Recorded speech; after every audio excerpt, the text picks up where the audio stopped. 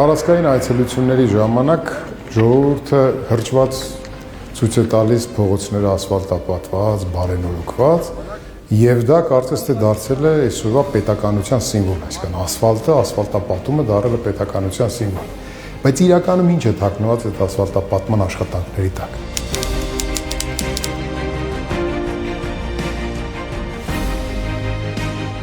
Ըստ էության կարճաժամկետ ցուցադրական աշխատանք երկարաժամկետ ծրագրային աշխատանքների փոխարեն։ Մի քանի ուղղակի թվային տվյալներով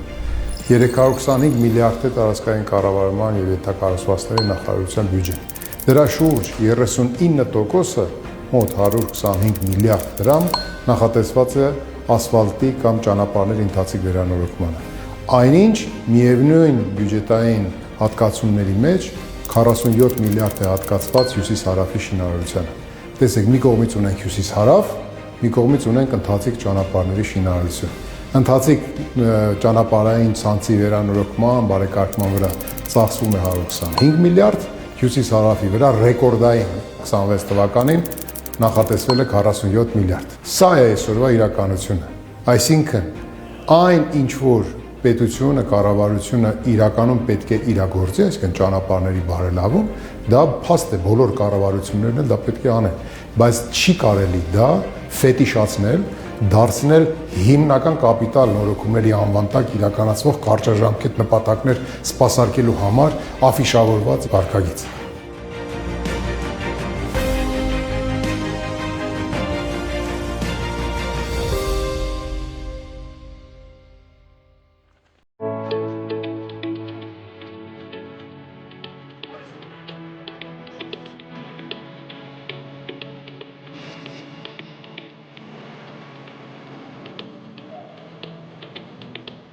Մեր առաջարկը ինչ է։ Իրականում ճանապարհների վերանորոգումը, ճանապարհային ցանցի